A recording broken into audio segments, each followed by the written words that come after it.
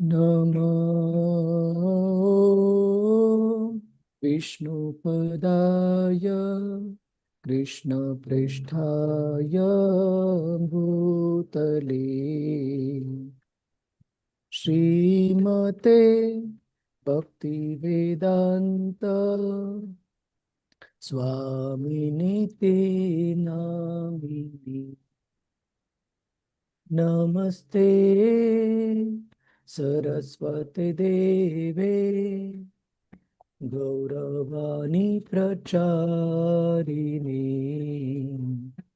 Nirvishesha Shunyavadi Paschatya Desatarini Sri Krishna Chaitanya Prabhu Nityananda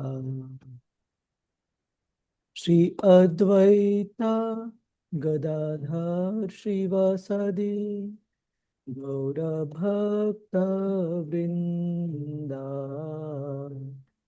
Shri Krishna Chaitanya Prabhu Nityananda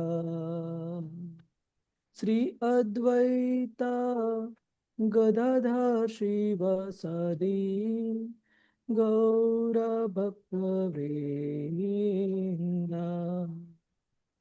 Hare Krishna Hare Krishna Krishna Krishna Hare Hare Hare Ramo Hare Ramo Ramu Ramu Hare Hare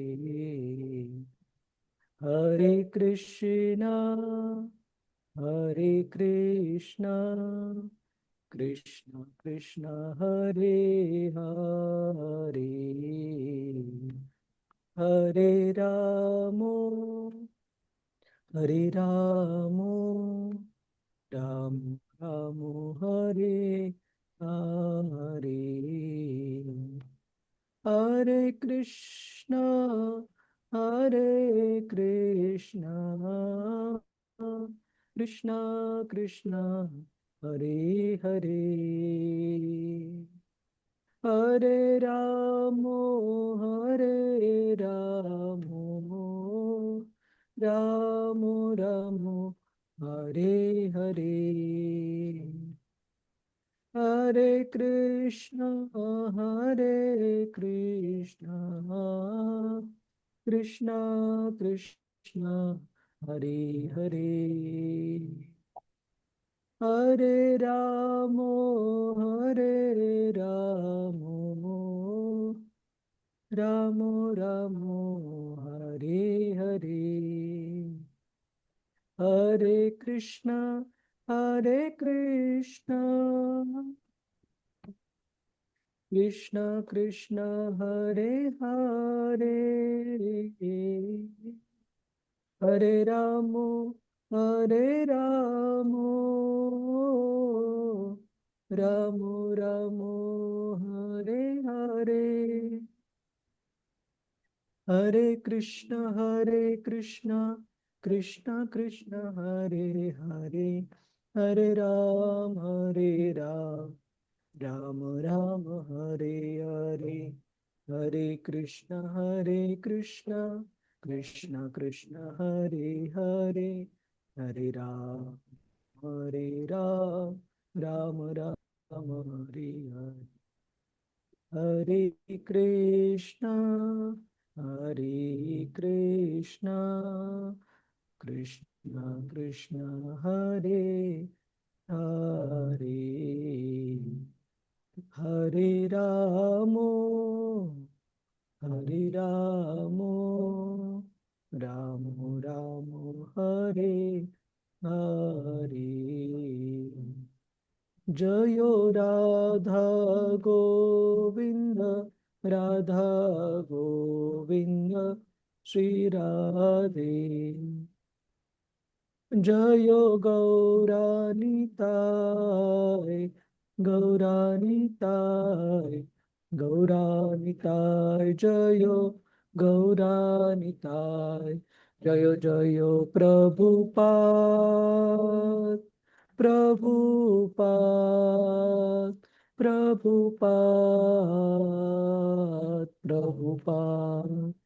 Jai Gurudev, Gurudev,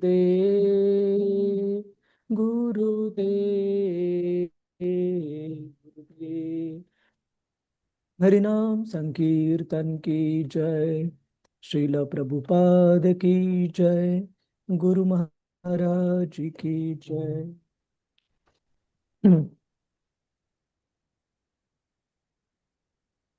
ओम नमो भगवते वासुदेवाय। ओम नमो भगवते वासुदेवाय।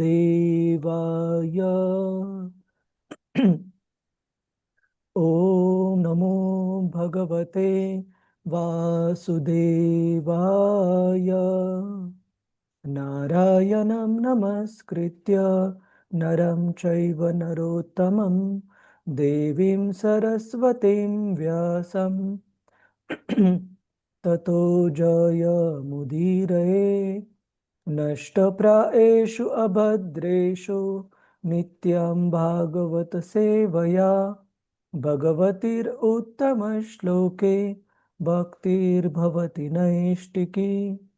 कृष्णाय वासुदेवाय देवकीनन्दनाय च नन्दगोपकुमाराय गोविन्दाय नमो नमः।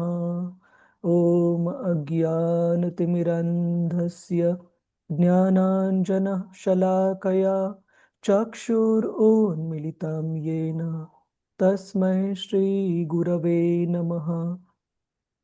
श्रीचैतन्यमनोभीष्टं स्थापितं येन भूतले स्वयं रूप कदा मह्यं ददाति स्वपदान्तिकं।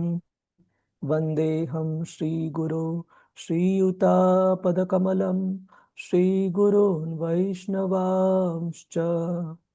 श्रीरूपं सागरजातां सहगना रघुनाथान्वितं तं सजीवं साद्वैतं सावधूतं परिजनसहितं कृष्णचैतन्यदेवं श्रीराधा कृष्णपदान् सहगना ललिता श्रीविशाखान्वितांश्च। हे कृष्ण करुणा सिंधु दीनबंधु जगतपते गोपेश गोपिका कांत श्री राधा कांत नमोस्तुते। तप्त कांचन गौरांगी श्री राधे वृंदावनेश्वरी वृषभानुसुते देवी प्रणमामि हरिप्रिये।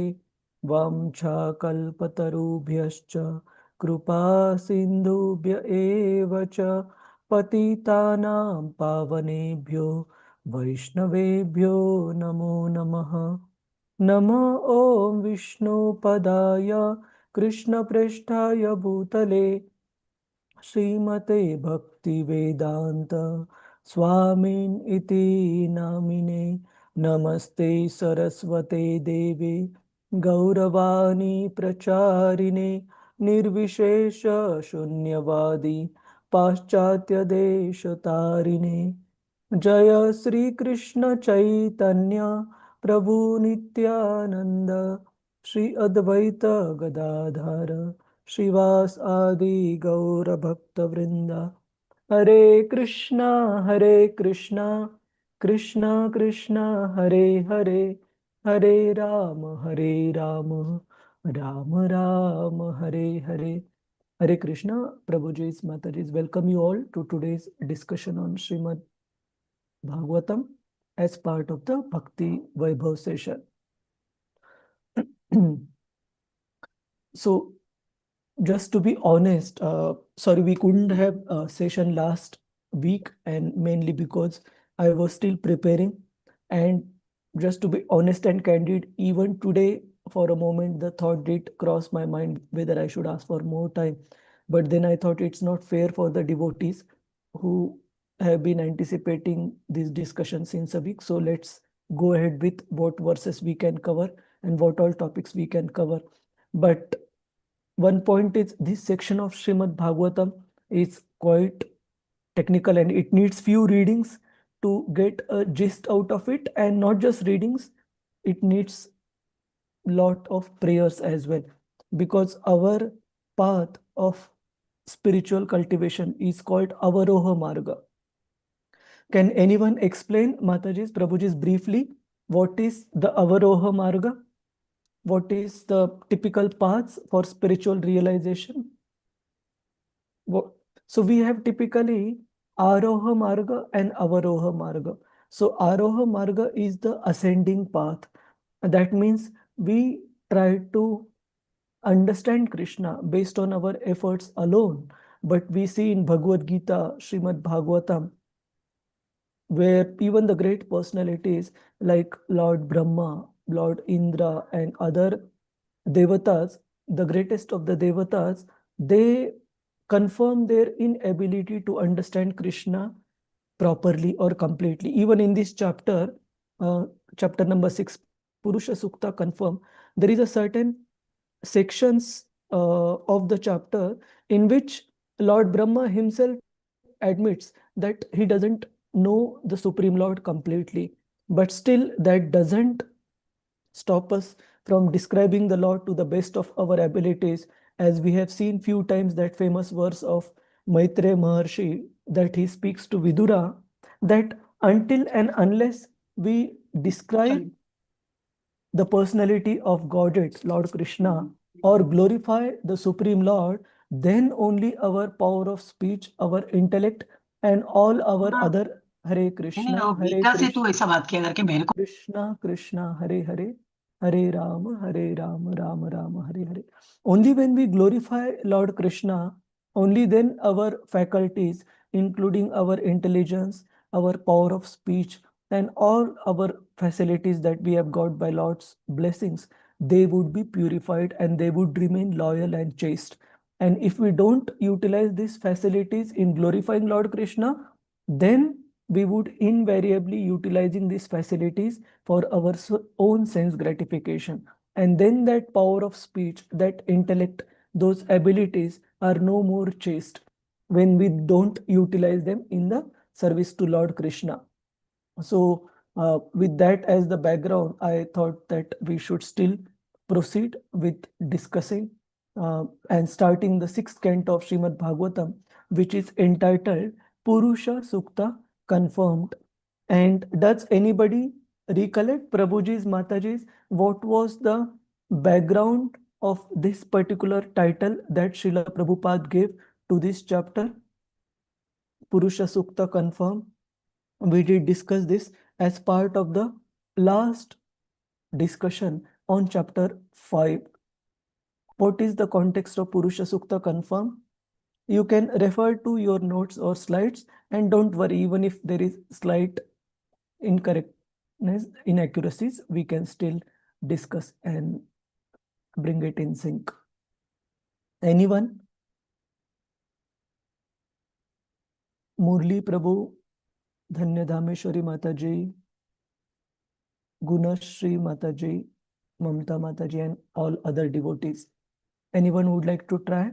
What is the significance of this title, Purusha Sukta Confirmed? Hare Krishna, Prabhu. Hare Krishna. Yes. Prabhuji, is it regarding that Virat Purusha's description? Last chapter we learned. Is it something like that, Prabhu? It is for Virata Purusha description, but we had discussed the reason behind Srila Prabhupada naming this chapter this way. Usha Mataji, Hare Krishna. Yes, Mataji. Hare Krishna, Prabhuji. Is it because it appears in the hymn from the Rig Veda? Yes, Rig Veda. And what is the relevance of that hymns of Rig Veda? Rigveda is a part of the Shruti. That means those Vedic scriptures which were learned through the process of hearing. And typically, we discussed that the uh, Shankarites or the followers of Shankaracharya, who follow the Mayavad philosophy, they stress on the authenticity of the Shruti scriptures because it is easier for them to interpret the verses from the scriptures to suit their own understanding of the Supreme Lord, the impersonal understanding of the Supreme Lord. So the Mayavadi interpreters or the commentators on the Vedic literatures, because we saw Shankaracharya was one of the first authorities to establish the authority of Vedas, because he appeared after Lord Buddha, who had basically nullified the authority of the Vedas in order to save people from misrepresenting and misutilizing the instructions in the Vedas for their own sense gratification, for animal slaughter and degradation later on. So Shankaracharya appeared, re-established the authority of the Vedas, but he did establish the Supreme Lord and the soul, the ordinary living entity, to be same. He taught the philosophy of Advaitavad, that means the philosophy of non-dualism. And his subsequent followers, for them it was convenient to support this idea of impersonalism by quoting from the Shruti scriptures. So Shrutis are like the Vedas and the Upanishads, and within Upanishad we also saw Ishopanishad, also how it is quoted very frequently by the Mayavadis, because they tend to derive the meaning from these verses of the Shrutis in order to prove Krishna in impersonal, to be impersonal and not having the personal feature. But our acharyas, being kind upon us, like Srila Prabhupada, specifically chose the verses of the Upanishads and wrote articles in Back to Godhead magazine, which were subsequently compiled as Ishopanishad, in order to explain how those very same verses that the Mayavadis use to push for impersonal understanding of the Supreme Lord, those verses can be understood in a Vaishnava philosophy manner to prove the personality of Godhead. And here as well, Rigveda being the chief amongst all the four Vedas, there is a specific section of verses called Purusha Sukta, which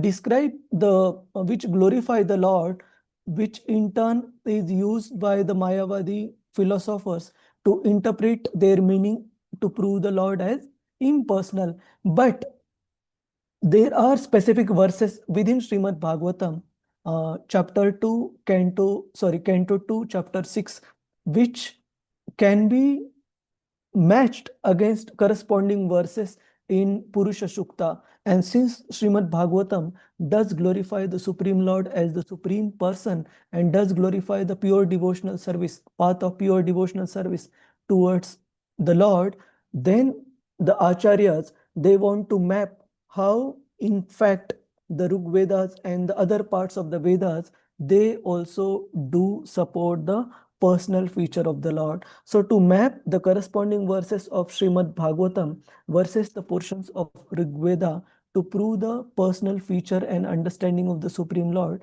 we see Srila Prabhupada has specifically entitled this chapter as Purusha Sukta Confirmed. And different acharyas on their giving their commentary on Srimad Bhagavatam have described the individual chapters through their own specific understanding or what they wanted to stress upon. But that doesn't necessarily mean that one is right or other is wrong or incorrect. Okay, so this is the background of this particular chapter, Purusha Sukta Confirm, why it has been entitled by Srila Prabhupada in this particular manner. Now, second question that arises, which Divya Rukmini Mataji earlier said, that does it relate to description of the Virata Rupa form of the Lord, the universal form of the Lord? So answer is yes. There is description of the Virata Rupa form. And as we had mentioned in the beginning of Canto 2 of Srimad Bhagavatam, that there are descriptions of the Virata Rupa or the universal form of the Lord at multiple places within Srimad Bhagavatam. So this is the second time we are going through the description of Virata Rupa within the second canto itself. And there are 3 more descriptions that would come in the third canto also. So what is the purpose of describing the form of the Lord at so many places? Is there a repetition? The answer is no. There is a slight differences in the description of the Virata Rupa, but there is a total different purpose for description of the Virata Rupa in that particular context of Srimad Bhagavatam altogether. Say for example, let's go back a little and at the beginning of Canto 2, and I would request everybody to give some thought and effort to recollect from their memory. Even if there is something wrong, don't worry. So in the first chapter of Canto 2 of Srimad Bhagavatam, we did see Shukadev Goswami describe the universal form, Virata Rupa. So what was the purpose of Shukadev Goswami while describing Virata Rupa at the beginning of Canto 2? Anybody?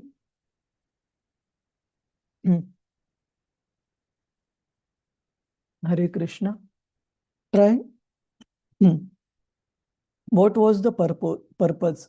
And if needed, I can give some hints. What was the purpose? All of you need hint, or anybody is able to, anybody wants to try without Prabhuji, Hare Krishna. Hare Krishna, Vandita Tunga Vidyavat. 2.5.35, Prabhuji, Sloka. Virat Rupa. No, my question is, what is the purpose of Shukadev Goswami describing the Virata Rupa at the beginning of second canto? That was the purpose. That was the question. Hare Krishna. Yes, Venkata Narsimha Prabhu. Hare Krishna Prabhuji. Those who want liberation, those who have material desires, they have to take up the liberation process through Virat Rupa.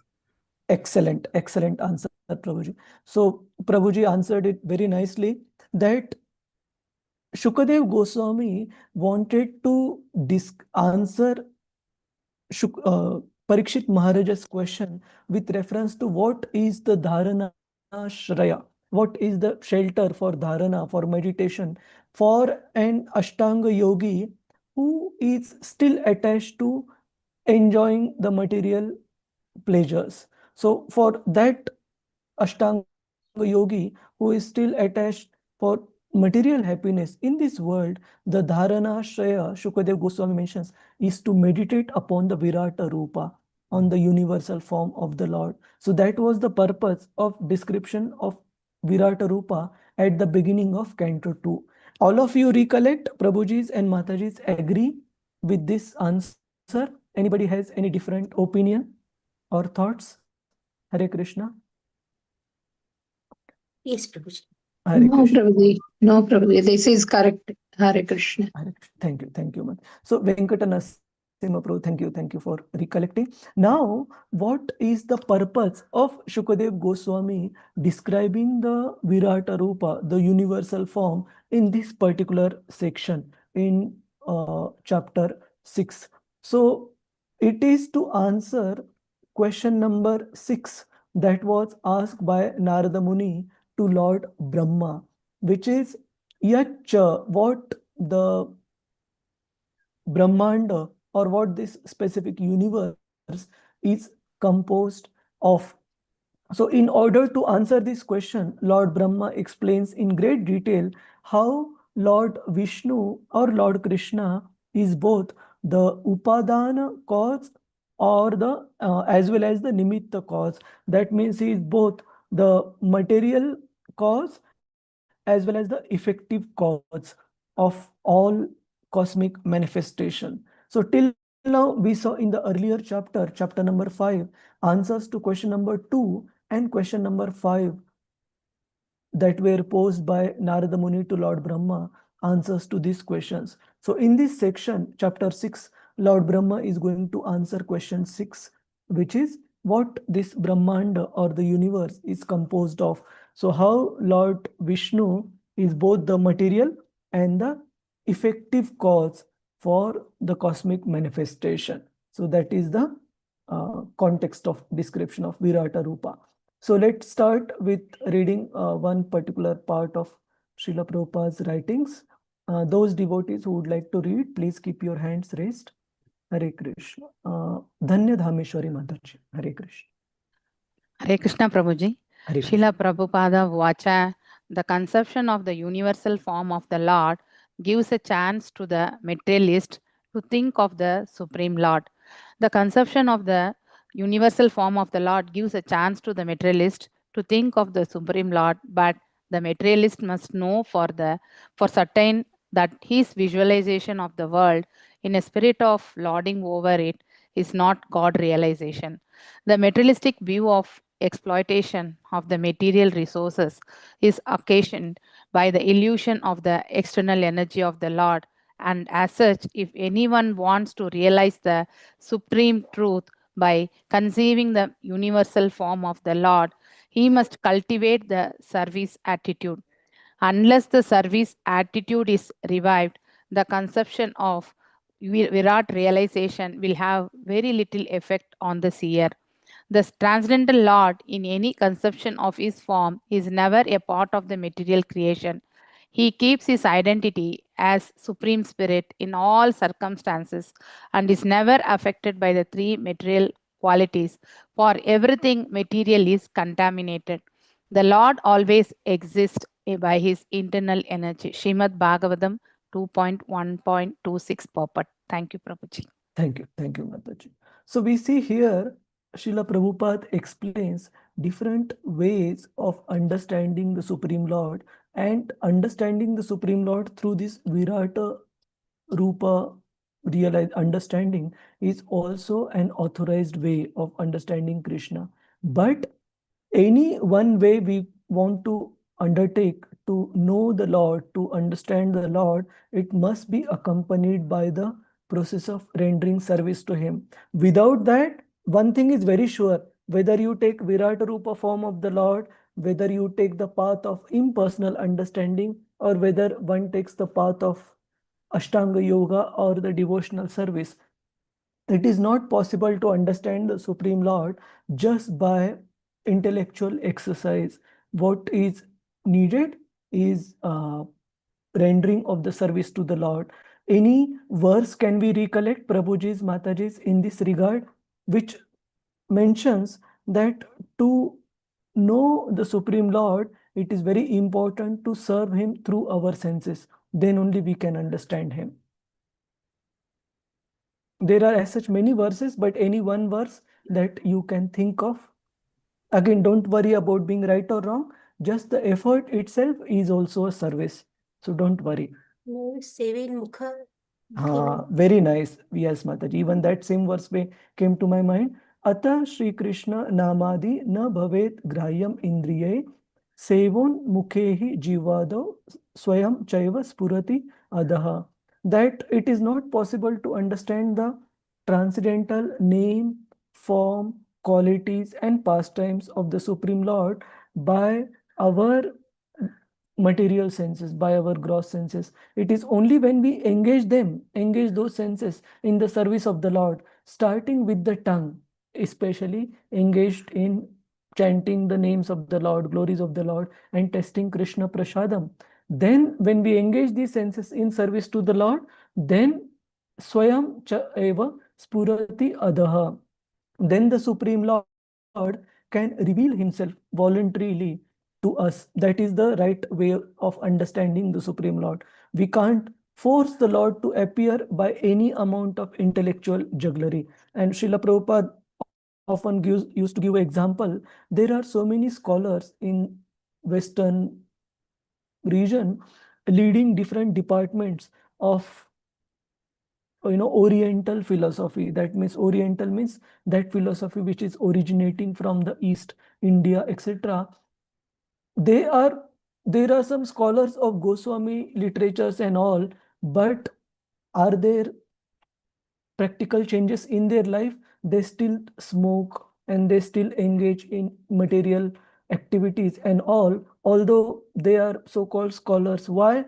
Because although they have studied it theoretically, that knowledge has not penetrated their heart because of they not surrendering to that knowledge in terms of practical application. So their lives have not changed.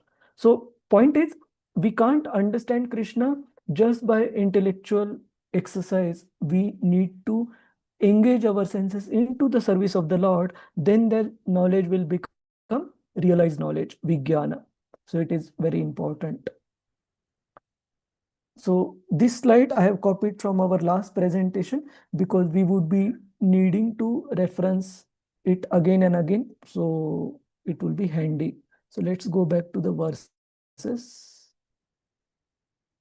So we would read first verse and the purport, and then we would try to formulate a skeleton for this particular chapter, Purusha Sukta. And once we understand the skeleton, it is not very difficult, Prabhuji's Mataji's. If you understand the flow, what Srimad Bhagavatam is trying to teach through this series of verses, rather than seeing each verse as an individual piece to be analyzed, we can understand the flow first, and then understanding the verses will be very, very easy. So let us try to recite. Prema Priya Jayashri Mataji, you want to recite text 1? Yes, Prabhuji. Hare Hare Krishna. Krishna. Om Namo Bhagavate Vasudevaya. Brahmo Vacha. Brahma Uvacha Vacham Vannirmukham Kshetram.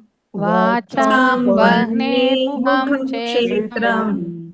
Chandasam Saptadhatavah. Chandasam Saptadhatavah Ahavya Kavyamritanam. Havya Kavyamritanam Jivva Sarvarasasya Cha. Jiva Sarvarasasya Cha. Translation, Translation. Prabhuji. Hare Yeah. Krishna. Srila Prabhupada ki jai. Lord Brahma said, the mouth of the Virata Purusha, the universal form of the Lord, is the generating center of the voice, and the controlling deity is fire. His skin and 6 other layers are the generating centers of the Vedic hymns, and his tongue is a productive center of different foodstuffs and delicacies for offering to the demigods, the forefathers, and the general mass of people. Hare Krishna, Prabhuji. Hare Krishna. The purport is bit long, so let me see if we can read just the highlighted part. You can read the highlighted part. Yes, Prabhuji. The material voice or the energy of taking in foodstuff is generated originally from the Lord. Such actions are but perverted reflections of the original reservoirs. The transcendental situation is not without spiritual variegatedness. In the spiritual world, all the perverted forms of the material variegatedness are fully represented in their original spiritual identity.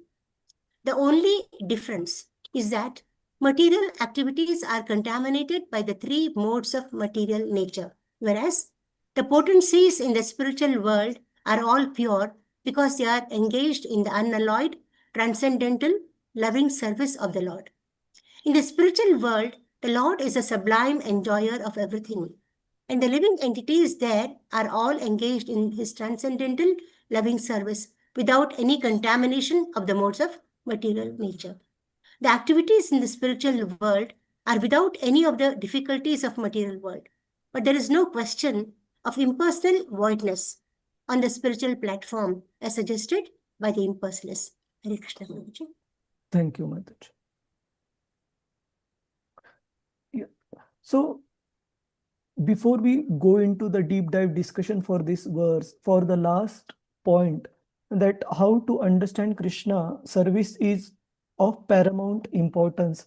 We had discussed earlier example from the life of Srila Bhakti Siddhanta Saraswati Thakur, when the voice chairman, what is the head of a university called? Kulapati. What is it called in English? Vice Chancellor, Prabhuji. Yeah, Vice Chancellor, yeah.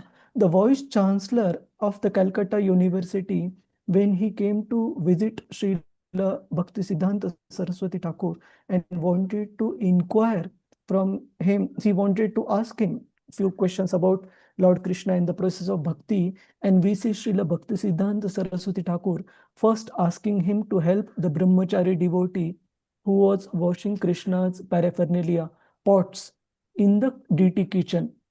And this vice chancellor, seeing Bhaktisiddhanta Saraswati Thakur's spiritual aura and charm, he did not protest. He simply complied and helped that devotee wash the pots in the deity kitchen. And by the end of that service, which lasted for like half an hour, 45 minutes, then this vice chancellor came out and Srila Bhaktisiddhanta Saraswati Thakur asked, yes, now you tell me what are your questions. And what was the response of this vice chancellor? He said that whatever questions I had, my dear sir, they have been answered. So it is a practical fact that if we serve Krishna sincerely, then our understanding for Krishna will, our appreciation for Lord Krishna will definitely improve automatically. Otherwise, whatever we try to study or read, that knowledge will remain theoretical. Now, coming back to this particular verse, here in the first part of chapter number 6, from text 1 to 7 to 16, 17, we see how Lord Vishnu, specifically which form of Lord Vishnu is responsible for the creation of the Virata Rupa as per our study in the earlier chapter. Prabhuji's Mataji's, which specific? Garbhodakshaya Vishnu. Correct, correct. So Garbhodakshaya Vishnu, we studied that he is responsible for entering into each universe, and through him the Virata Rupa, the universal form of the Lord, is manifested. So here it is being explained in this set of verses how Garbhodakshaya Vishnu is responsible for creation of the sense objects, and he is also responsible for the creation of the material elements related to that sense object. So coming back to this chart of creation that we saw in the earlier chapter, Lord Garbhodakshaya Vishnu is personally responsible for creation of the elements, for example, sound, air, one second, not air, sorry. He is responsible for creation of the sense objects like sound, touch, form, taste, and smell, as well as he is responsible for creation of the elements, namely ether, air, fire, water, and earth. So he is responsible for creation of both the sense objects and the elements. And he is also responsible for creation of the corresponding senses of the Virata Rupa. So while Virata Rupa is considered as the form made of material elements which the materialist can appreciate, but the origin of that form is also the Supreme Lord, who is Satchit Ananda Vigraha, who is not material at his level. So let us try to understand one by one through example. I have made a separate slide. So in this slide, just refer to first line itself. So here it is mentioned the mouth.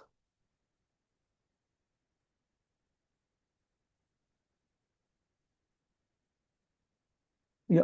So the mouth of the Virata Purusha is mentioned as the generating center of the voice, and the controlling deity is fire.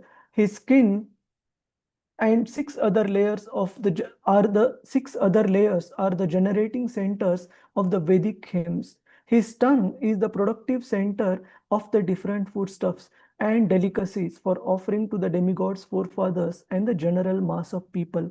So typically, when it comes to the question of variegatedness, we see that the living entities, we have the 5 gross senses, the ears, nose, tongue, sense of touch, and what is remaining?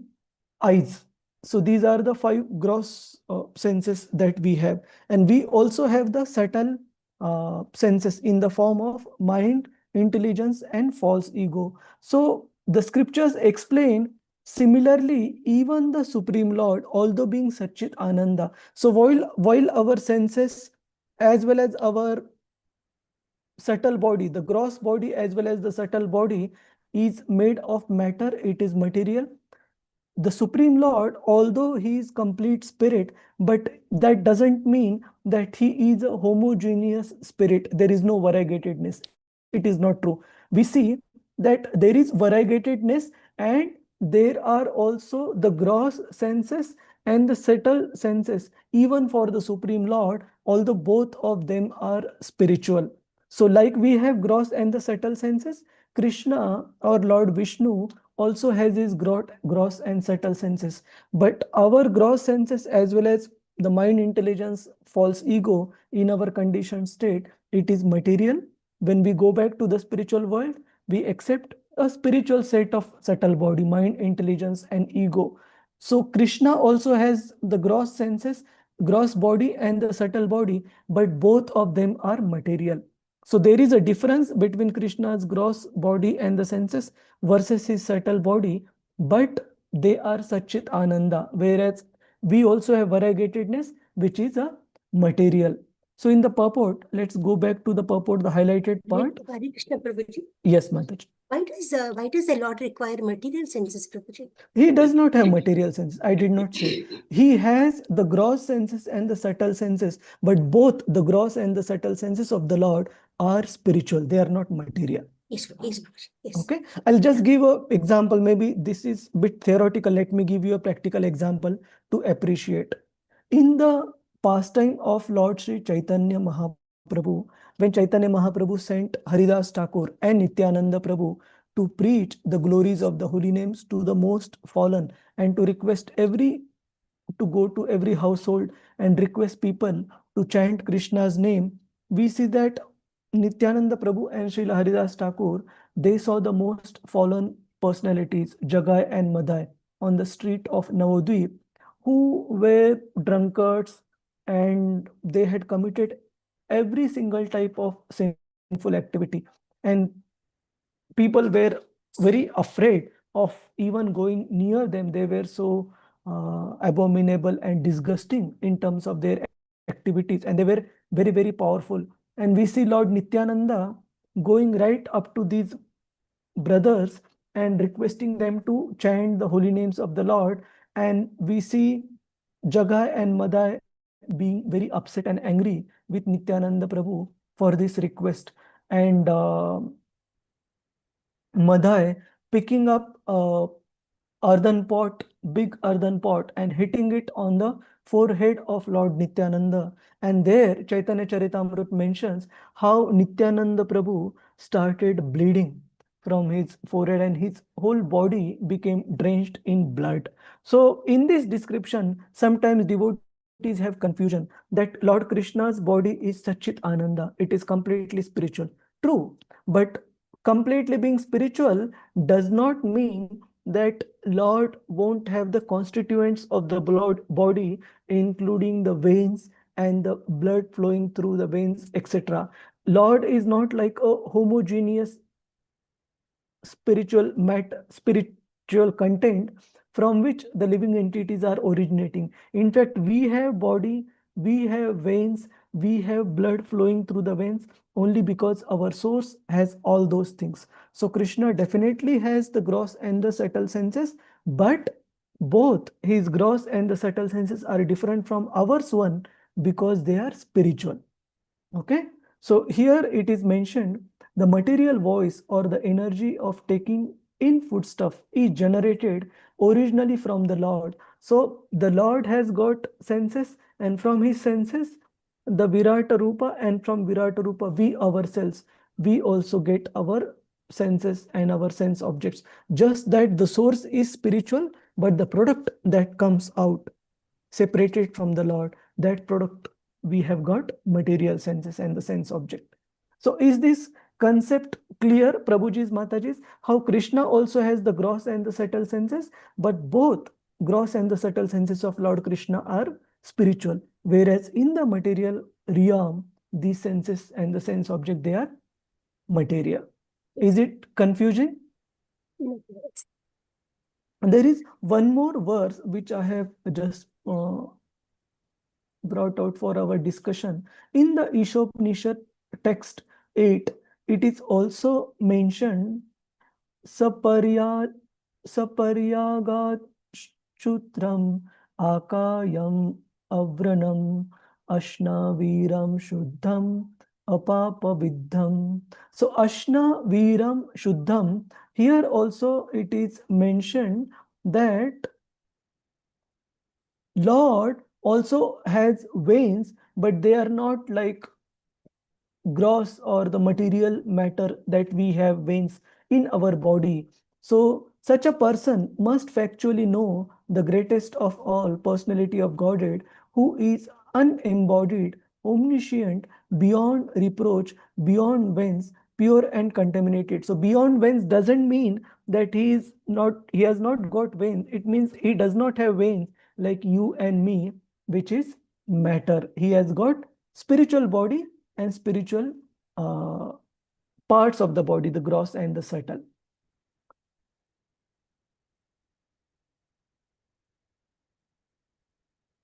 So let's come back. And the only difference is that material activities are contaminated by the 3 modes of material nature, whereas the potencies in the spiritual world are all pure because they are engaged in the unalloyed transcendental loving service of the Lord.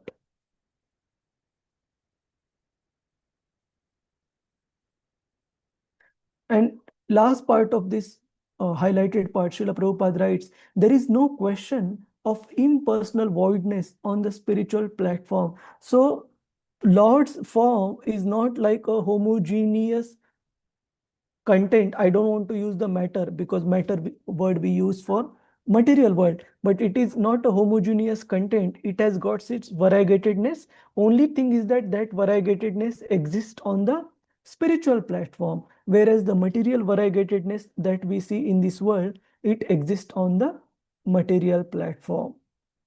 So coming back to this slide, this will start from the next verse itself, when the Lord's senses are responsible for creating the senses of the Virata Rupa form.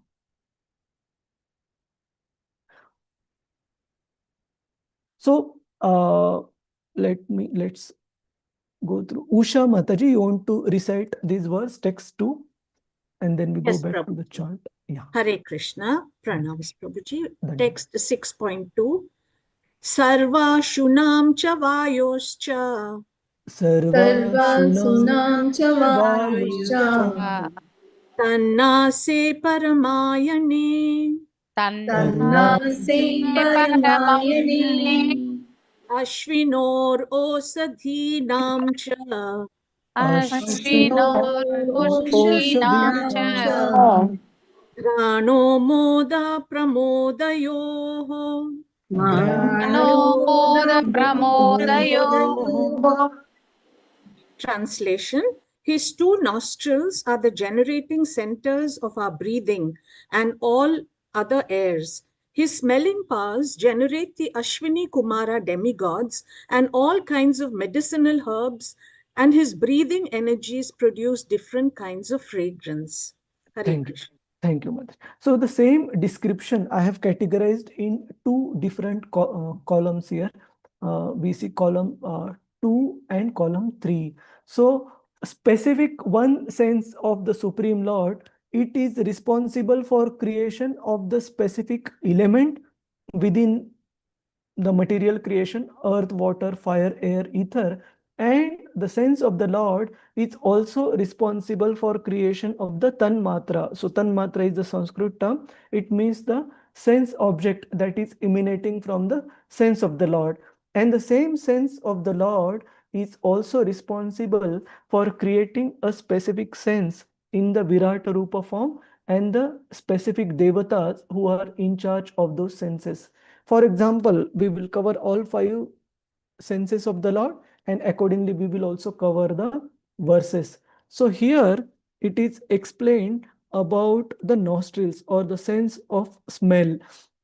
So from the Garbhodakshay Vishnu's Grana, Grana, this word we also see coming in the 15th chapter of Bhagavad Gita, Grahanam Evacha. So Grahanam means the sense of smell. From Garbhodaksha Vishnu's sense of smell or grana comes the sense object, which is smell, and the corresponding element of the sense object, which is earth, so that you can refer to the previous chart. So the sense of smell and the material element earth is coming originally from Garbhodaksha Vishnu's sense of smell, which is grana, and from Garbhodaksha Vishnu's gross organ, nasika or nose, are also coming the sense devatas for that specific sense. So for the nose, the corresponding devatas are Ashwini Kumaras. So they are also emanating from the sense of Garbhodaksha Vishnu, and corresponding sense object, which is sense of smell in Virata Purusha, is also coming from the Grahana or Nasika of the Supreme Lord. What is the difference between Grahana and Nasika? So Nasika means the gross sense and Grahana means the sense of smell. For example, say sometimes maybe due to constant exposure to a very high decibel kirtan or other sound vibration, sometimes person may lose 50% of their hearing power. So when we see the person's external body, the ear may still be 100% intact, looking exactly same like a ear of a healthy person, but that person has got 50% hearing loss. What does it mean? That means the subtle sense of hearing has been lost to the 50% capability, while the gross sense ear is still intact, but that capacity of the ear to hear has got reduced by a certain percentage. Similarly, for the Supreme Lord also there is a gross sense, which is in this case is called nasika or nose, and he also has got the sense of smell, that means ability to smell, which is called as grahana. So this is the difference between nasika and grahana. Both can be sometimes used interchangeably to denote the sense of smell, but one is gross and another is subtle from this example. And from this organ or this particular sense of the Supreme Lord Garbhodaksha Vishnu are emanating the senses of the Virata Rupa, as well as the specific sense objects, as well as the specific devatas corresponding to those sense objects.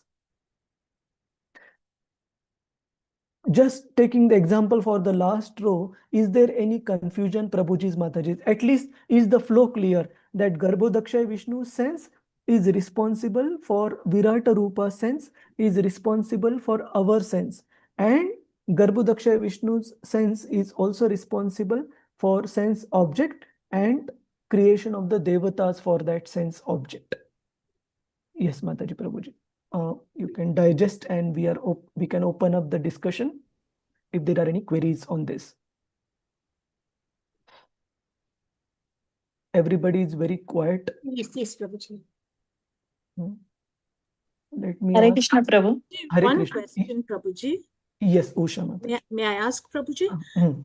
Yes, Prabhuji, if the Virat Rupa is an illusionary one, imaginary one, then how do these powers emanate from the imaginary source? Okay, so the source here from these verses is mentioned as Garbhodaksha Vishnu, not Virat Rupa. So Not so here his is referring to Garbhodaksha Vishnu, who is the source of Virata Rupa, who we saw in the earlier chapter. So his senses are real, they are not imaginary.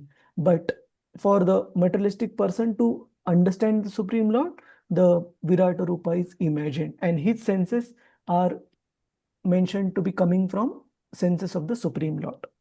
The Virat Rupa is only an analogy for us to understand?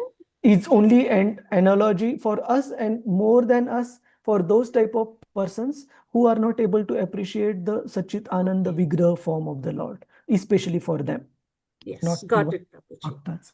Thank you. Then is it Virata Rupa is magnification of Garbhodaksha Vishnu's senses? Can we call it like that?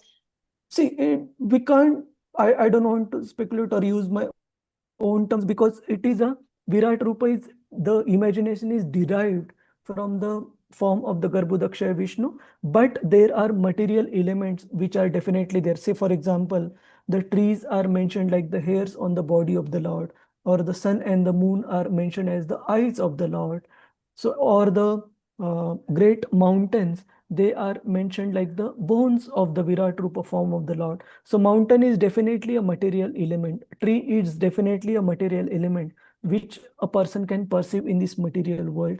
So I don't want to use the word magnification, just that the source of that Virat Rupa form is mentioned as the senses of the Supreme Lord. But this form as such is meant for a materialist to perceive the Supreme Lord, because they can't perceive the Vigraha form of the Lord, the Satchidananda Vigraha form. Is that all right? Yes, yes, yes, yes. Devika Mataji, you were saying something? Yes. Prabhu, in this chart, I'm not able to differentiate column 2 and column 3. How to read and understand that? Okay, so column 2, it denotes in the material world within the specific elements. What are the elements? Earth, fire, water, air, and ether. So these 5 gross elements, how they are emanating from which specific sense and corresponding sense object for that element. So to relate this table that I have mentioned on this slide, you would have to relate it to the this particular section. Let me just highlight.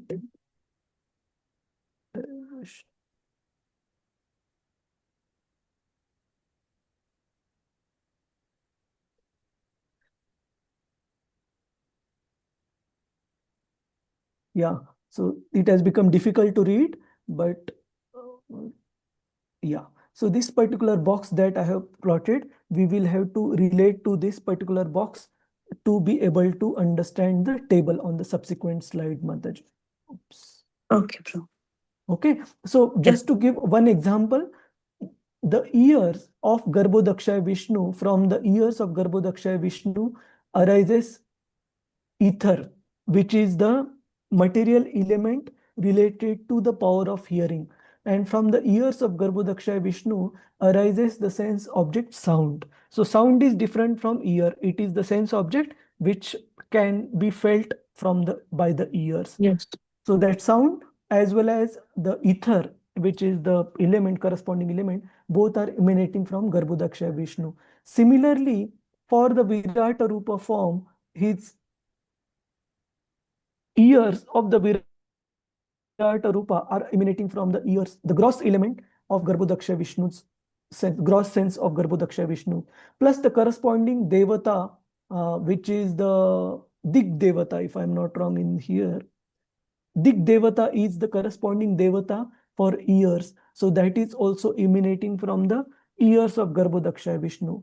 But what is the difference between here and here? Here, Shotra that is referred to is the subtle sense of hearing. Like I have got the sense of hearing. The sense of hearing can be lost to a certain extent because of any ABC reasons, while the external ear can still be intact. So this is the sense of hearing for the Supreme Lord, and this is his external sense organ, Karna, from whom the specific Devata of that object and the specific sense of the Virata Rupa are emanating. Okay, understood. Thank you, Prabhu. Yeah. Hare Krishna. So I must admit this is bit technical, but I also must admit if we put our level best in understanding it, at least that effort, it would be purifying, because it is coming from Srimad Bhagavatam. So we can't leave it just like that. Okay, I'll just give a very gross example. Like when we were studying engineering during graduation, there were some subjects which were really bad. To make friendship with those subjects was very difficult, like thermodynamics and all that. But we were determined that if that is needed to be friends with that subject is what is needed to score well in the exam, no matter what, we would develop friendship with those subjects. So here also, even if the subject matter may be very technical, but if that is what is needed to please Lord Krishna or to show our endeavor in understanding Krishna, we would put that endeavor. Although we can't be 100% sure that we have understood in and out, but we will put our level best.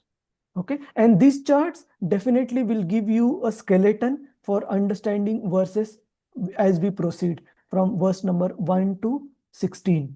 This chart should help you. So this gives the skeleton of what has been mentioned in these verses.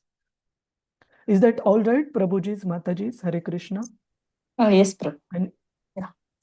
okay, so we will read through text 3. Prabhuji, I had one more question. Yes, Mataji.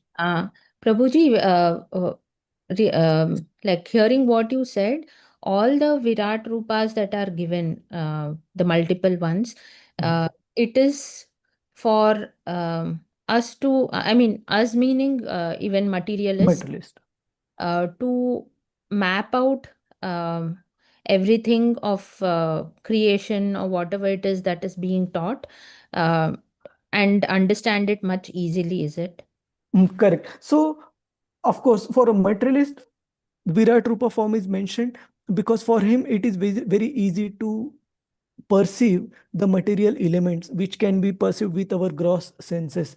But for him, it is very difficult to perceive the transcendental form of the Lord, Satchidananda form. That is the purpose for a materialist why Virat Rupa is given. For a devotee, why Virat Rupa has been explained so explicitly and with great detail is to improve our appreciation of Lord Krishna being the material and the effective cause for this creation. So how in a gross manner he has been responsible, as well as in terms of giving the abilities to Brahma and all for this creation to happen. Both ways he is responsible. Okay. So you remember Rohini Mataji and other devotees, the example of the potter and the wheel that we discussed in the first canto.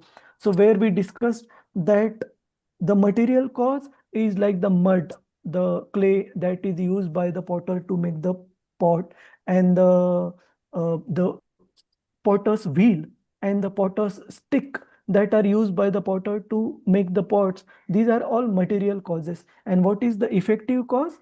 Is the skills that Krishna has given to the potter to make a pot. Because despite having all those gross elements to create an earthen pot, if an unskilled person, say for example me, I am asked to prepare to create a earthen pot, probably I won't be able to create, or even if I somehow try, it won't come out as nicely as a potter.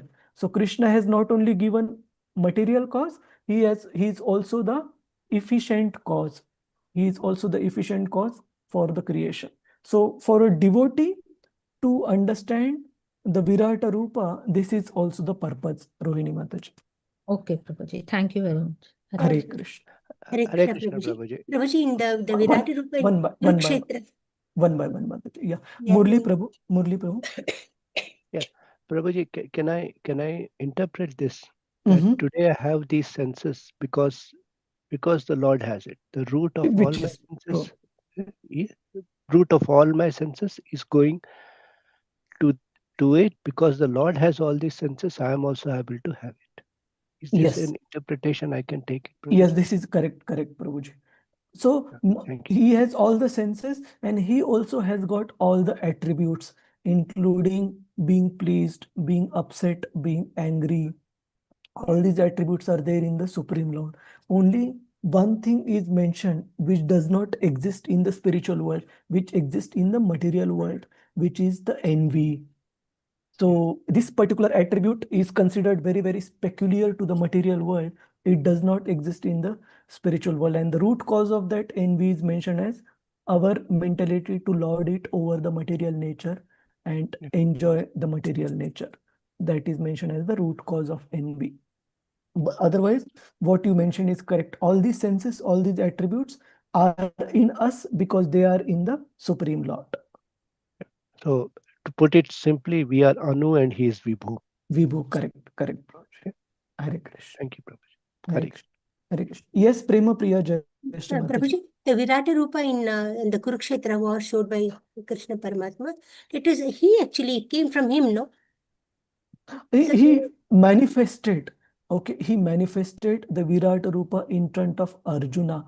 So, and Bhagavad Gita mentions that that Virat Rupa was also unique compared to other Virat Rupa that Krishna manifested in front of, say, Duryodhana, or later on Chaitanya Mahaprabhu manifested in front of Advaita Acharya and Nityananda Prabhu.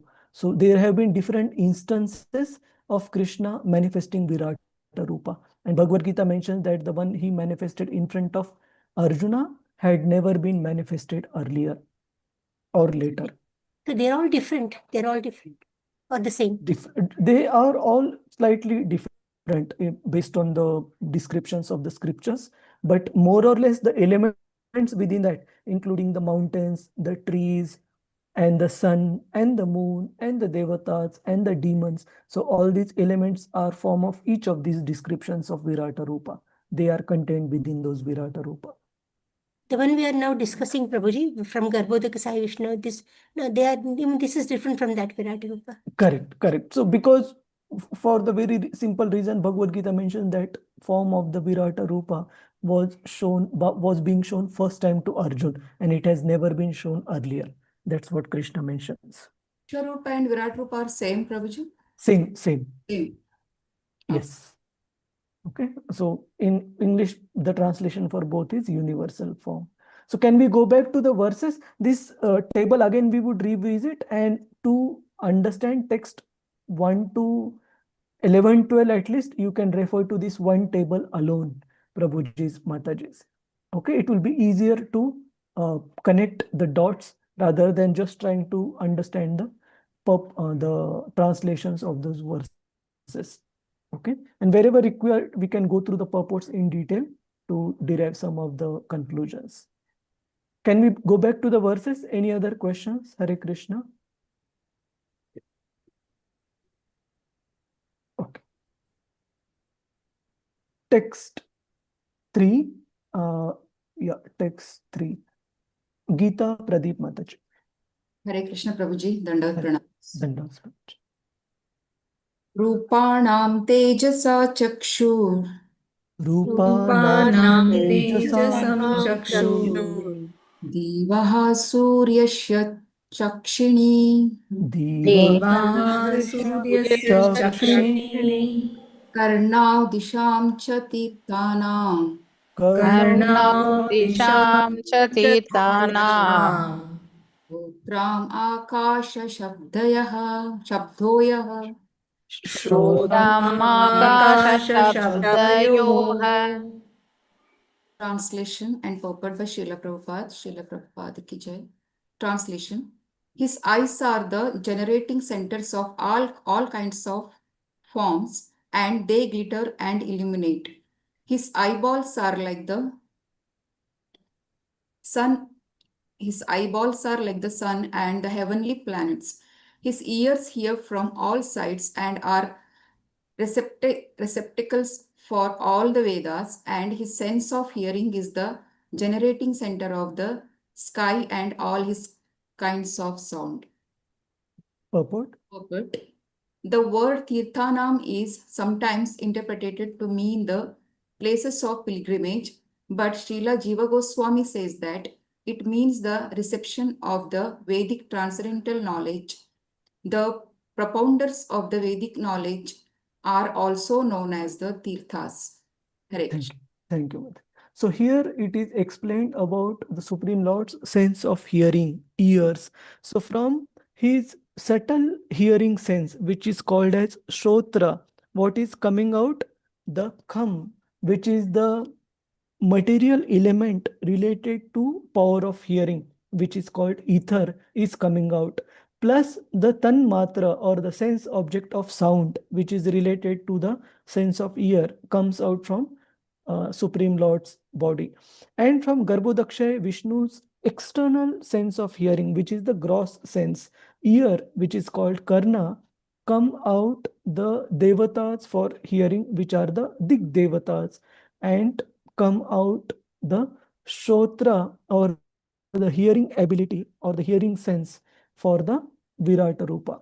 So specific material elements and sense object, what are they? Coming out from the subtle sense of the Supreme Lord, and from the gross sense of the Supreme Lord, what is the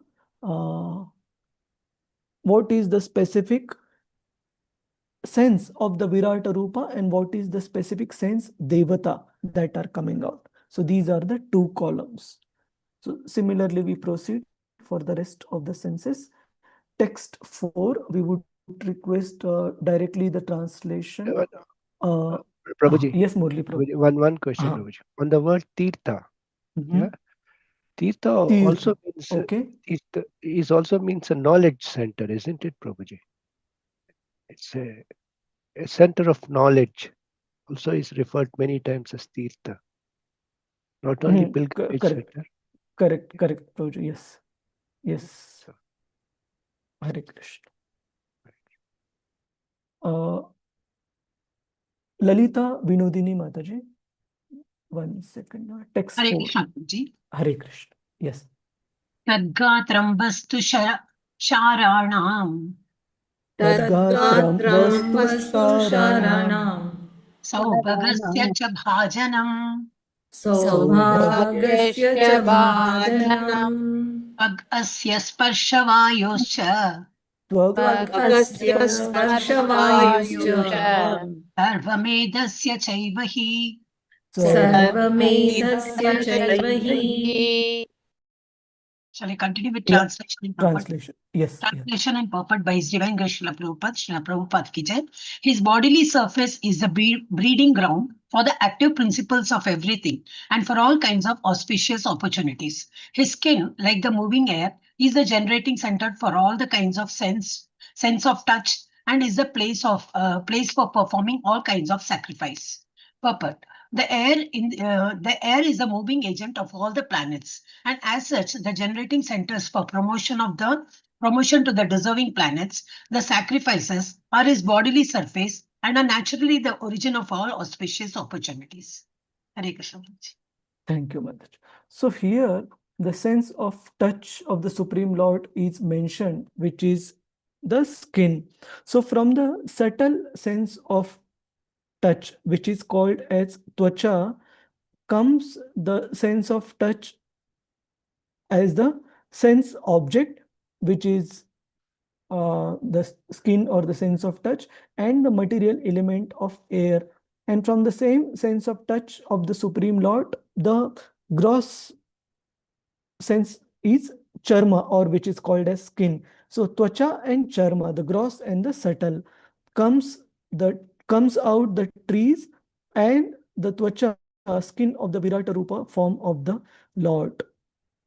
So here, what is the Devata for this?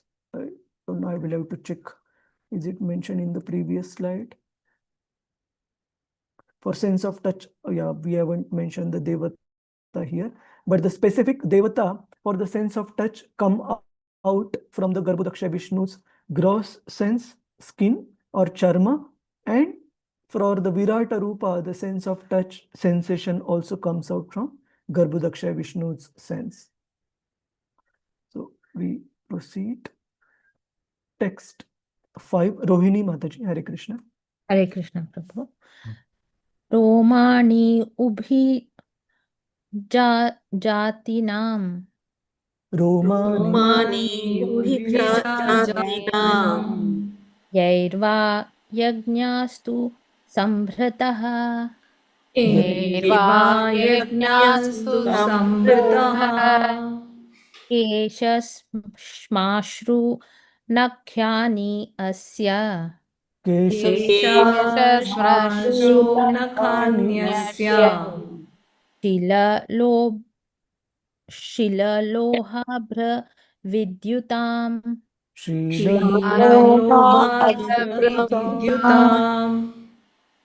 Translation by His Divine Grace Srila Prabhupada, Prabhupada ki jai. The hairs of his body are the cause of all vegetation, particularly of those trees which are required as ingredients for sacrifice. The hairs on his head and face are reservoirs for the clouds, and his nails are the breeding ground of electricity, stones, and iron ores. Hare Krishna. Thank you, Mother. So in this regard, just one thing comes to my mind. Here it is mentioned that the hairs on the Lord's body are the source for all vegetations and trees, and especially those trees which are the ingredients for sacrifice. So one thought just came to my mind that this Archa Vigraha, the deities of Lord Jagannath, Baladev, and Subhadra that are residing in Jagannath Puri, many of you would have probably read about the history or the details of these deities. Like every, I believe, 12 years period, I forgot the exact period, after which the deities are replaced. So 12 to 16 years period. And how the new deities are made, it's very amazing description. They can't be made from any or every ordinary log of wood.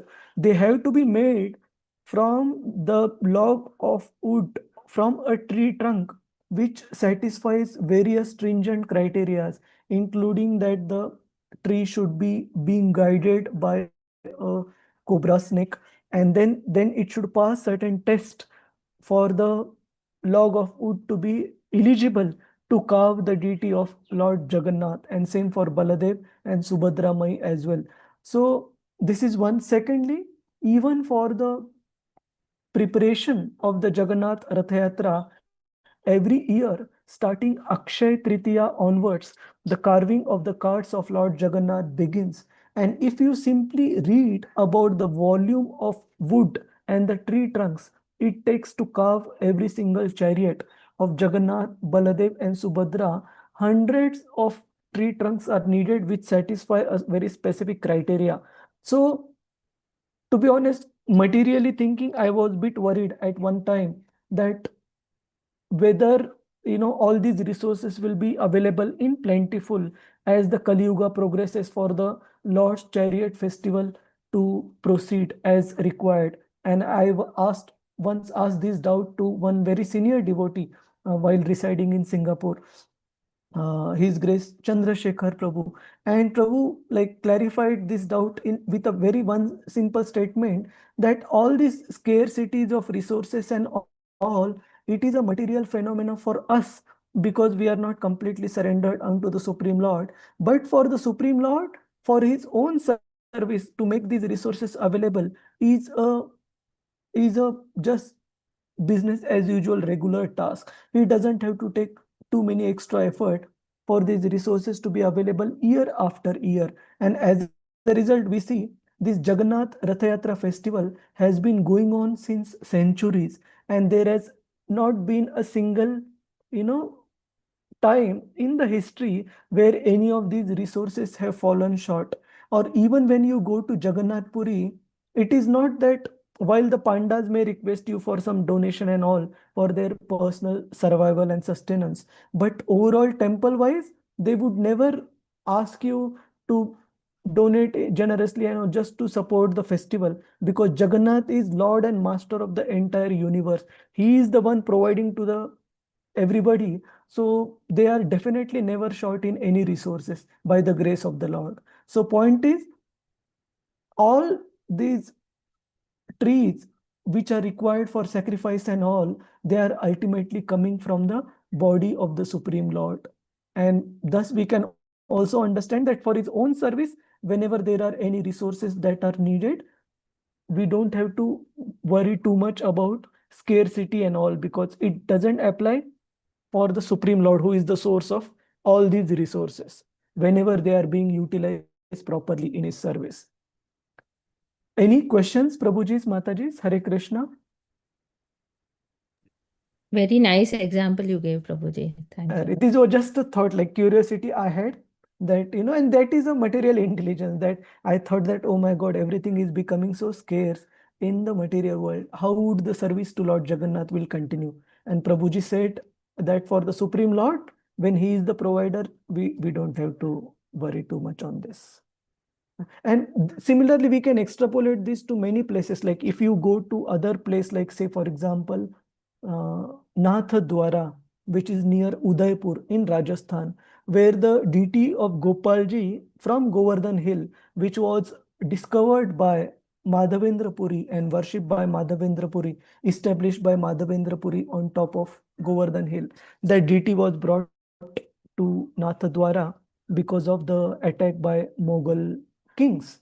So there also, if you see, every day, if I remember correctly, close to few hundreds of the ghee tin boxes, and the tin is not 1 kg tin, Mataji's Prabhuji's. The tin is 14 to 15 kg of desi ghee, cow ghee, that are used. Many hundreds of such boxes are needed to prepare for bhoga offering to the deity of Gopalji every single day. And if you visit after honoring the prasadam, if you visit the kitchen area of Nathdwara temple, you will find hundreds of these tin boxes after the ghee has been taken out of them for cooking, discarded boxes. So that also I was wondering that, as the Kali Yuga progresses, we just hope that these resources are available to the requisite degree, but it is Krishna who is the provider. So definitely, as long as we are in proper consciousness to use those resources in Krishna's service, he would definitely provide the resources sufficiently. We don't have to worry. And one last example, very recently, I think 1 week back, there was an email from Temple of Vedic Planetarium, the Mayapur temple, which is being built. So they are opening in a step-by-step gradual manner. I think few months back, they opened the temple of Lord Narsimhadev, and recently they inaugurated the Yagyashala, where yagya, the fire sacrifice for the pleasure of the Lord, is being conducted, Prabhuji's Mataji, since almost 83, 84. So that means since 16 plus 26, close to 42 years. So earlier, those yagyas were being conducted at one particular place in Mayapur campus. Then they moved to Gurukula. And now this Yagyashala has been inaugurated for Temple of Vedic Planetarium. They have moved all these daily conduct of the yagyas to that Yagyashala. And the list of ingredients that are required on a day-to-day basis is mentioned, and it is quite expansive. So naturally the thought came to my mind that definitely there should be a continuity for the service of the Lord. But again, the same principle that he is the provider. If we simply utilize the ingredients properly in his service, there should not be any shortage for the service of the Lord to continue. So we proceed to text 6. Who is the next devotee? Murli Prabhu. And other devotees also, you can try to recite. Murli Prabhu, yes, Prabhuji. I'll try, Prabhuji. Yeah. Bahavo lokapalana. Baho Lokapalana lokapalana Prayasha kshema karmana. prayasha Karmana. karmana. Translation. Translation by His Divine Grace. The Lord's arms are the protective fields for the great demigods and other leaders of living entities who protect the general mass. Yes, good. 1 second. So we won't go. Let me see. Yeah, the highlighted part. Okay. The intelligent class of men, therefore, must admit the Lord as the ultimate source of all energies and thus pay tribute to the Lord for his good blessings. Simply by accepting the Lord as a supreme proprietor of everything, since he's actually so one can achieve the highest perfection of life. Thank you, Prabhu. Hare Continue Krishna, with the Prabhuji. translation. Text 7. Text 7. Thus the forward steps of the Lord are the shelter for the upper, lower, and heavenly planets, as well as for all that we need. His lotus feet serve as protection from all kinds of fear. Purport. The full purport, Prabhuji? Yes. Yeah. For absolute protection from all sorts of fear, as well as for our needs of life, we must take shelter at the lotus feet of the Lord. Not only in this planet, but also in the upper, lower, and heavenly planets. This absolute dependence on the lotus feet of Lord is called pure devotional service, and it is directly hinted at within this passage. No one should have any kind of doubt in this matter, nor should one be inclined to seek the help of any other demigods, because all of them are dependent on him only. Everyone except the Lord himself is dependent on the mercy of the Lord. Even the all pervading super soul is also dependent on the supreme aspects of Bhagwan, the personality of Godhead. Hare Krishna. Thank you. Hare Krishna. So here again, it is mentioned that the Supreme Lord is the only shelter of all that we need. So the same point that we were discussing a while ago, and his lotus feet serve as the protection from all kinds of fear. So that famous Vaishnav song, what is the one? Prabhuji's Mataji's, where it is mentioned that the Lord's lotus feet are the ones giving protection from all kinds of fear. Anyone recollect that Vaishnav song? Any hint? I'm sure that you would have heard it few times in temple programs. Tarini Krishna Kanta Mataji, Hare Krishna.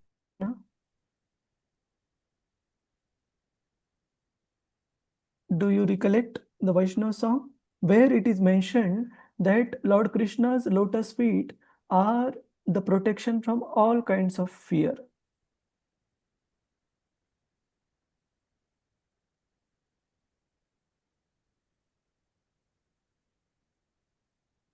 So this is the Vaishnav song by Srila Bhaktivinoda Thakur, where he mentions Eko na bhujino Prabhu Tomara charana Ashoka bhayamrita Purna sarva khana. That he mentions that, my dear Lord, your lotus feet alone are capable of removing all the shoka, all the lamentation, and bhayamruta. They are the only ones that are capable of giving total fearlessness, total freedom from all kinds of fear. So here also it is mentioned in Bhagavatam that his lotus feet serve as a protection to give freedom from all types of fear to the devotees. And everything that we need, that means we should not be too anxious as long as we are properly engaged in the service of the Lord. I would just read quickly the next few translations. From the Lord's genitals originate water, semen, generatives, rains, and the procreators. His genitals are the cause of a pleasure that counteracts the distress of begetting. So in the purport, Srila Prabhupada explains that how Lord has, through Brahmaji, has created the sense of pleasure that is there in the union between a male and the female form. And that pleasure has only been given by the Lord so as to overcome the inconveniences and the difficulties that arise in raising a child.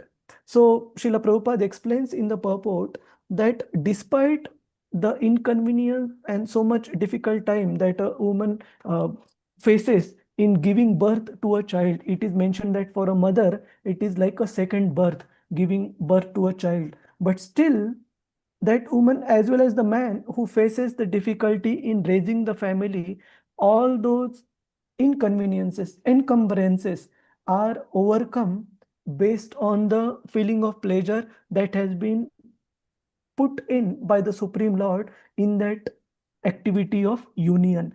And Srila Prabhupada mentions, if that pleasure was not put in by the Supreme Lord, then nobody, neither the man or the woman, would have taken the pain of raising the family. So Krishna has counteracted that inconvenience or encumbrance in raising a family through this pleasure that is put in that act. Then we proceed. Yes, text 9. Tarini Krishna Kanta Mataji.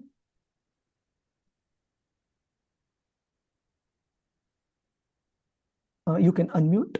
Yeah. Hare Hare Krishna. Yeah. Panchang pranams. Hare Dandas. Dandas. Text 9. Payuryamasya mitrascha. Payuryamasya mitrasya Parimokshasya narata. parimokshasya narada Himshaya mrityo. himshaya nirte mrityo Nirasyasya gutam smritaha. nirasya bhutam smritaha. Can you read Yeah. Yeah. the translation, Prabhuji? Yeah. Oh, Narada, the evacuating. Sorry, should I read or you want to read? As your wish, Prabhuji. I can read, not.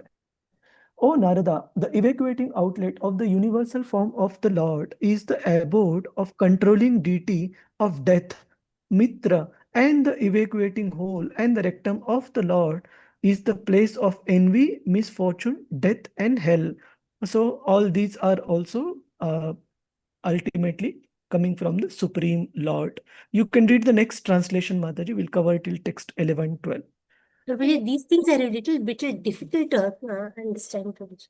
Yeah, but these are also mentioned in Bhagavad Gita also, Mataji, that basically the back of the Lord are the places which have the misfortune, death, and hell. And as I mentioned, envy is something which is not there in the spiritual world, either in the Lord or the devotees. Of course, now there are some exceptions which need to be understood in a proper manner. For example, there are two sets of gopis in the spiritual world. One is Srimati Radharani's group, and another is Srimati Radharani's cousin, Chandravali's group. So there is a transcendental envy between these two groups in terms of serving Lord Krishna, but that envy is not like the envy of the material world.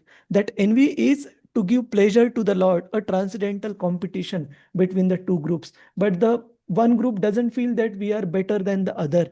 They play transcendental competition between each other just to give pleasure to Krishna. That means, what do I mean by transcendental competition? If Krishna is going to another set of gopi, like Chandravali, for example, then Radharani and her set of gopis, they became very upset. But they consider that probably these set of gopis are able to serve Krishna more. That's why Krishna is going there. So how we can better our service to Lord Krishna so that he is not attracted to go to that set of devotees. So there Healthy are two. competition. Healthy competition. Correct. That is one. There are two ways to understand it. One is as far as manifestation of these negative tendencies in this material world is concerned, it is a perverted reflection of the spiritual world. So in the spiritual world, there is no envy or misfortune or death or hell in the regular meaning of sense. But all these perverted reflections do exist in the material world because that is driven by our mentality to lord it over the material nature, which in the spiritual world, nobody has got that mentality. Nobody wants to be enjoyer. Everybody wants to be enjoyed by Krishna. So it is originating from the Supreme Lord, but it is manifesting in this ghastly way only in the material world, not in the spiritual world for sure. Is that all right? Prema Priya Mataji. Yes, clear, Prabhuji. Hare Krishna. Tarini Mataji, you can read through translation text 10.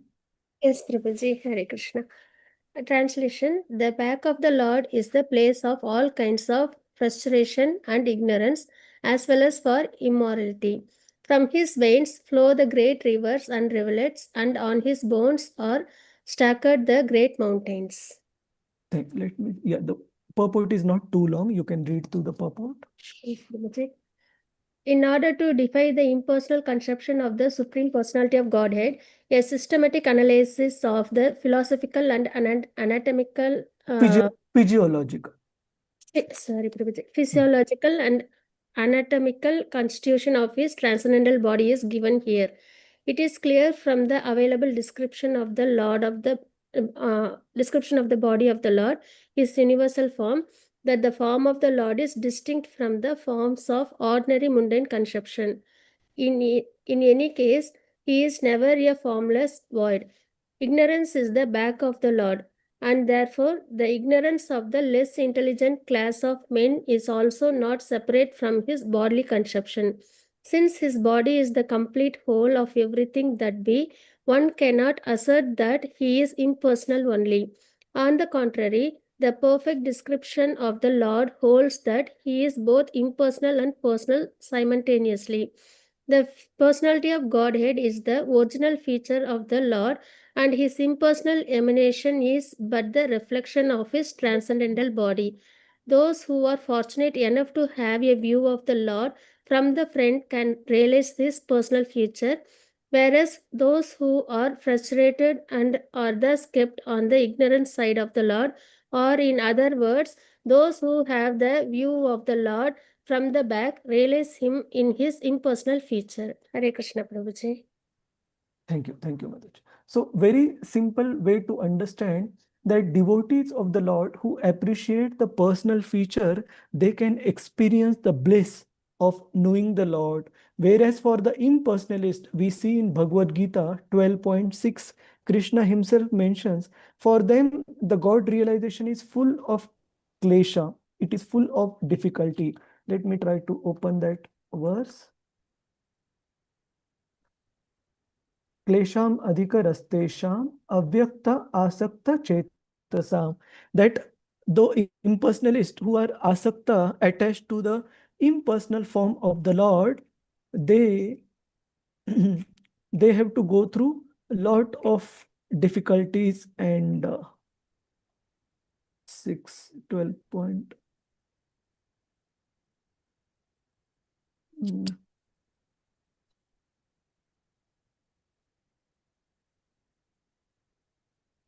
12.5, sorry. Yeah.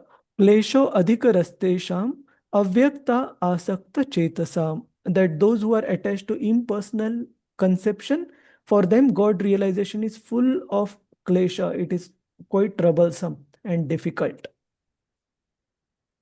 So, however, for the devotees who understand and appreciate Krishna's personal form, then devotional services is very blissful. So I think, let me see if we can conclude here slightly early, Prabhuji's Mataji's. So yeah, from text 11, 12 onwards, we can cover in the next sitting. So coming back to the summarizing of what we discussed today, all these senses of the Garbhodaksha Vishnu, who is mentioned as the origin of the Virata Rupa form of the Lord, these senses of Garbhodaksha Vishnu in the subtle form, they are the source for specific material elements creation like earth, water, fire, air, and ether. And they are also the source of the creation of the tanmatras, the sense object, namely the sound for the ear, or the form for the eyes, or taste for the tongue, or smell for the nose. So all these sense objects for different senses are also coming from the subtle sense of the Supreme Lord Vishnu. And we also saw that Krishna or Lord Vishnu also has the gross and the subtle senses, but the only difference is both are spiritual, whereas for us, gross as well as the subtle senses are material. And from the gross senses of the Supreme Lord are coming the respective senses of Virata Rupa and respective devatas of that particular sense, including the Dig devatas for the ears and the Surya for the vision, etc. And in some of Srila Prabhupada's explanations and classes on this specific subject, Srila Prabhupada also mentions, so that's why, say for example, the rivers are considered as the respective personalities or Adi Devatas for the for the digestion. Srila Prabhupada mentions that those people who have got digestion related issues and problems, some of those can be resolved by having bath in the river. And he also mentions for ocean, one thing I forgot. So some of the persons, sorry, I believe some of the persons who have got nerves related issues, they can take bath in the river. And some of the persons who have got digestion related issues, they can take bath in the ocean. So where is this workarounds coming from? These are the respective personalities who are in charges of those particular sensual functions of our body, like the rivers for the nerves and the ocean for the digestion. So these are why some of the Ayurvedic remedies are also mentioned that way. So this is one. Secondly, we also started our discussion by saying the purpose of all this description of Garbhodaksha Vishnu, how Virat Rupa is coming from him, is to drive the point that Krishna is the material and the efficient cause of this entire creation. Whatever has come about is coming from Krishna, both in a straightforward way as well as in an indirect way. So it's physical cause and the efficient cause. And we also discussed before that, when we started the discussion, that different descriptions of Virata Rupa are given in different contexts. So first description in Canto 2, that was to explain the Dharanashray for a Ashtanga yogi who is attached to material enjoyment. And now the description is to explain Krishna's position, Lord Vishnu's position as the material and the efficient cause of the cosmic manifestation. So we have to endeavor through this chapter and probably half of the next one, then we will be back to the Leela's part. It will be much easier to understand. So we'll stop here. Are there any comments, questions? Prabhuji's, Mataji's, Hare Krishna. Hare Krishna, Prabhu. Hare Krishna. Yes, Divya Rukmini Mataji. Prabhu, how that Karmendriyas, that all these things to connected to the elements and the sub elements, how is it connected? Tanmatras and all, like legs, arms, and all this. Yeah, how is it connected, Prabhu? It's not mentioned here. I'm just trying to check that. Okay, so amongst the senses, we have 10 senses, 5 knowledge acquiring and 5 working senses. So knowledge acquiring senses are eyes, nose, tongue, ear, and the sense of touch or the skin. These are the knowledge acquiring senses. And the working senses are the hands, legs, mouth, the evacuatory organ, and the recreatory organ, reproductive organ. So these are the working senses. So for the working senses, it is not mentioned, but for the knowledge acquiring senses, it is mentioned the clear which is the sense object and which is the material element corresponding to that sense object. That connection is given, Divya Rukmini Mataji. Hare Krishna. Okay. It's so not mentioned here. Huh? It's not mentioned here. For okay. For the working senses, it is not mentioned. Okay, namely the hands, legs, etc. Hare Krishna. Okay. Any other question, comments, thoughts, Prabhuji's? And few points, important points we did bring up. One was that Krishna is the ultimate provider for all the resources, and Srila Prabhupada clearly mentions in the verses as well as purport, as long as we are connected with the Lord through his service in proper mood, then we don't have to worry about our needs, or we don't have to worry about, or we don't have to be fearful and all. As long as we are properly engaged in Krishna's service, he would definitely provide what it takes to make that service happen. I would conclude today's discussion with one very practical day-to-day example, which I observed. For some part of our work life, I was based out of Toronto, where it is extremely cold. Even now, as late as 1 week back, I saw the temperature, it was close to minus 15, 16. So very austere life during winter season. And the days are so small, even at 8 o'clock in the morning, the sun is not completely out.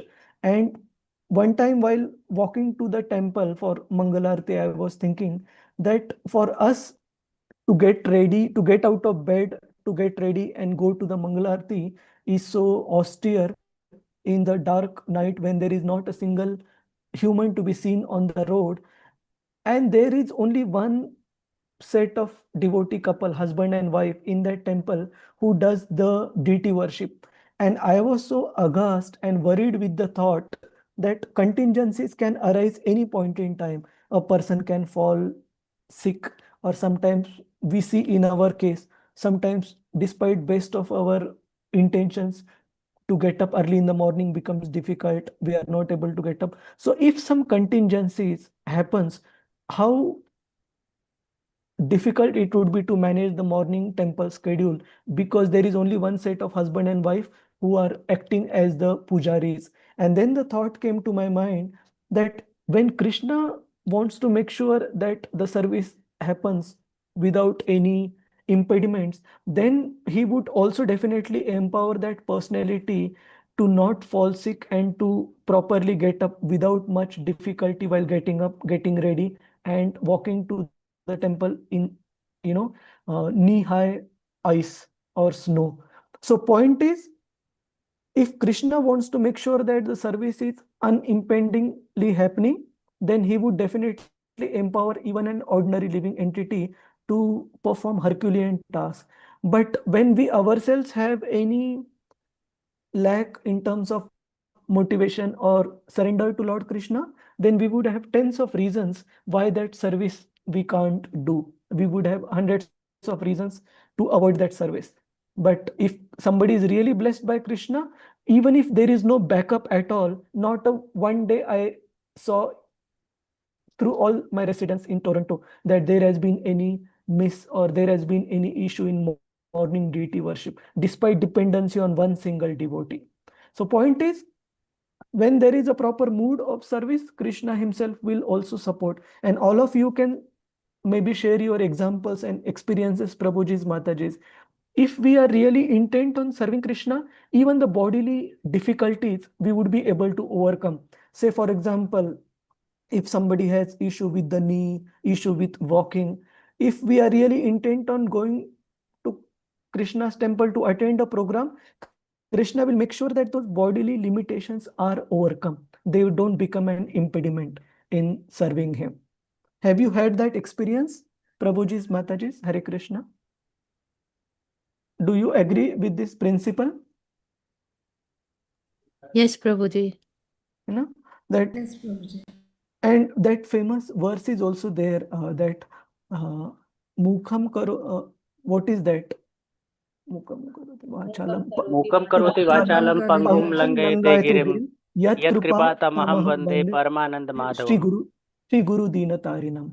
That Paramananda Madhavam after that. So if Krishna wants to empower somebody, then even a lame man who is physically handicapped, he can also climb mountains. And even a deaf and dumb person who can't speak, he can also sing beautiful poetry. So for Krishna, there is no limitation. It is just we should be sincere in our wish and surrender to the Lord. Krishna will definitely empower. His service won't be impeded for sure. Hare Krishna. So thank you all very much, Prabhuji's, Mataji's, and we will continue from text 11 onwards next time. Vamcha kalpa tarubhyascha kripa sindhubhya evacha patitanam pavanebhyo vaishnavebhyo namo namah. Ananta koti Vaishnav vrinda ki jai. Vaishnav Thakur ki jai. Srila Prabhupada ki jai. Hare Krishna. Hare Krishna. Hare Krishna, Prabhuji. Hare Krishna, Prabhuji. Is there a exam, backlog exam and shloka recitation? We will arrange time slots, Mataji. We'll announce for the coming weekend. No, she has told, Radhika Mataji has told today after the class. Is it? Okay. Let me see. Mataji is there. Hare Krishna, Prabhuji. Hare Krishna. I write Hare next Krishna. week, Prabhuji, 3rd chapter exam. I will arrange slot for next. So Devika Mataji, Rasarangini, sorry, who asked question? Rasarangini, Rasarangini Mataji is not there today. We'll publish a slot for next week. Okay, bro. Thank you. Hare Krishna. Hare Krishna. Hare Hare Krishna, Prabhuji, Dandavat Pranam. Hare Krishna, Dandavat. Hare Krishna, Prabhuji, Pranam, Prabhuji. Hare